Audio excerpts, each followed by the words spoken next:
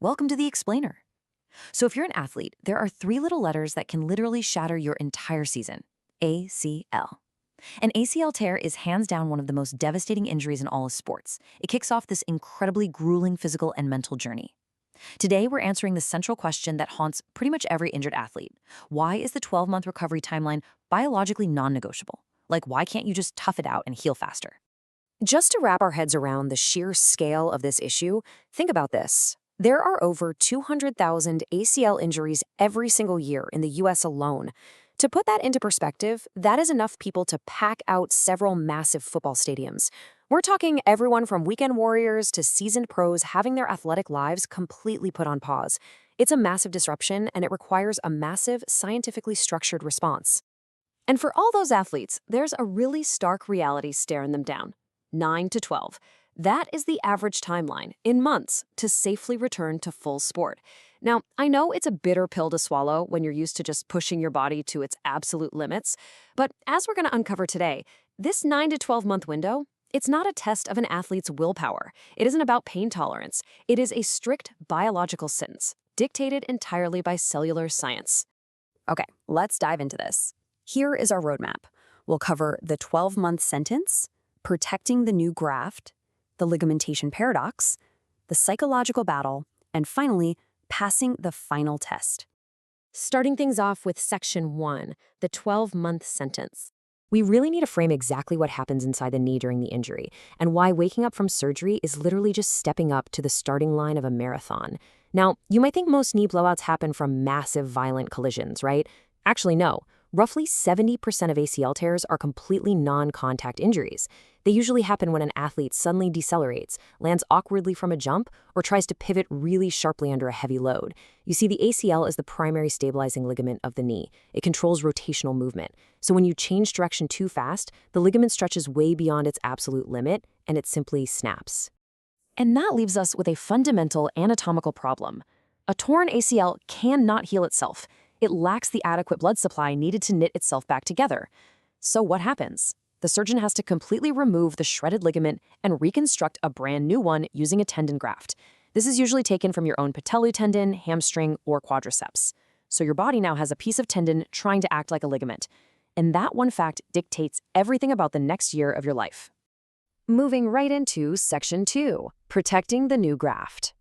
So we're in the first couple of weeks post-surgery, Phase 1. And listen, your athletic ambition, it absolutely has to take a backseat to pure, uncompromising protection right now. These first 2 weeks are incredibly painful and honestly, deeply frustrating. But the goals are entirely non-negotiable. First up, you have to get control of the extreme swelling. Second, and this is absolutely crucial, you must get the knee perfectly straight. We're talking 0 degrees of full extension. Because if you don't get the knees straight, the quad muscles simply cannot neurologically activate, and your whole recovery just stalls out. And third, you are strictly protecting that highly vulnerable new graft. During this time, you are definitely not trying to build strength. 0 strength building. Early exercises like heel slides and quad sets are entirely about waking up the nervous system. You're really just trying to get the brain to talk to the leg muscles again and maintain basic movement, all without putting any dangerous structural load on that fragile new graft. Which brings us to Section 3, the ligamentization paradox. This right here is the cellular biology that proves why you just can't tough out a 12-month timeline. Now, what's really interesting is this biological paradox called ligamentization. Think about it. When the surgeon puts a tendon into your knee, it's essentially dead tissue just acting like a rope. Over the next 9 to 18 months, your body actually has to gradually grow new blood vessels into it and biologically transform that tendon into living ligament tissue. This wild cellular transformation is exactly what makes the 12-month wait an absolute undeniable reality. Let's walk through this biological timeline because it reveals a pretty brutal reality. From 0 to 6 weeks, the graft has almost no blood supply. It's completely avascular and incredibly fragile. Around 6 to 12 weeks, the body finally starts growing blood vessels into it. But look at months 3 to 6. This is the paradox. The graft is actually at its mechanically weakest point right here. It's essentially a zombie tendon. The newly installed tendon literally loses strength and degrades before the body can successfully remodel it back to full strength between months 6 and 12. Eventually, athletes transition into phase 3, and they finally hit the excitement of getting to jog again. But they have to pass some really strict criteria first. We're talking symmetrical knee extension, zero significant swelling within 24 hours of exercise, 60% quad strength compared to the healthy leg, and a flawless single leg squat without the knee collapsing inward. Why all the strict tests? Well, because the graft is just entering that highly dangerous transitional period. So the crucial point here is this absolute brutal illusion. We literally call it the danger zone. Between months 3 and 6, the initial surgical pain is totally gone. The knee feels good, the athlete feels 100% normal. But biologically, remember, the graft is mechanically at its weakest. This illusion of healing leads to massive overconfidence right when the tissue is most susceptible to snapping again. Most re-injuries happen right here, simply because athletes feel great and try to do way too much way too soon. That takes us into Section 4, the psychological battle. Surviving that danger zone takes some serious mental discipline. And as the months drag on, the mental side of recovery becomes just as grueling as the physical rebuilding of the joint.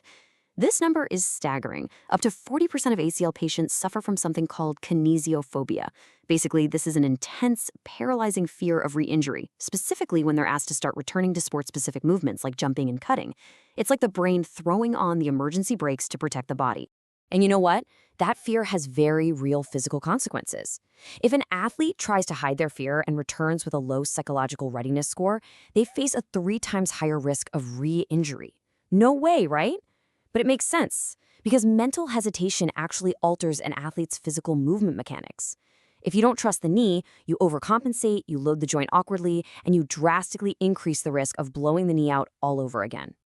Finally, we arrive at Section 5, passing the final test. And this brilliantly illustrates the difference between simply hoping you're ready And actually using science. If you use a time-based return, meaning you just wait for the calendar to hit 9 months and then run out onto the pitch, your re-injury rate is a terrifying 20 to 25%. But if you use a criteria-based return, waiting until you can pass objective physical data tests, that re-injury rate plummets to under 5%. To get into that elite under 5% club, you've got to face the Return to Sport Criteria card. This is the actual grading card used by top surgeons and sports medicine teams. It proves that readiness isn't just a feeling, it is measurable, hard science. Every single metric has to be meticulously documented and passed before you are cleared for full contact. Let's quickly break down the intense metrics an athlete has to conquer to graduate. First, the clock. A minimum of 9 to 12 months has to have passed. Next, power. A limb symmetry index of 90% or higher. That means your surgically repaired leg must jump, hop, and output power at 90% the capacity of your totally healthy leg. Then, balance. Your quad to hamstring strength ratio has to be balanced above 55%. Next up, the mind. You need a passing psychological readiness score. And finally, biomechanics. You absolutely must survive full dynamic movements without your knee caving inward. It's an absolute mandate of excellence. Look, this 12-month journey is undeniably brutal, but I want to leave you with this really powerful thought from our source material. You are not just recovering from an injury. You are rebuilding a stronger, more resilient version of yourself as an athlete. When you understand the cellular biology of ligamentization and the intense metrics required for a safe return, those 12 months completely reframe themselves. It's not a punishment. It is the ultimate biological investment in your athletic future. So I'll leave you with this question. If you or someone you know is facing this timeline, are you just waiting for the clock to run out? Or are you actively using this science to build a more resilient machine?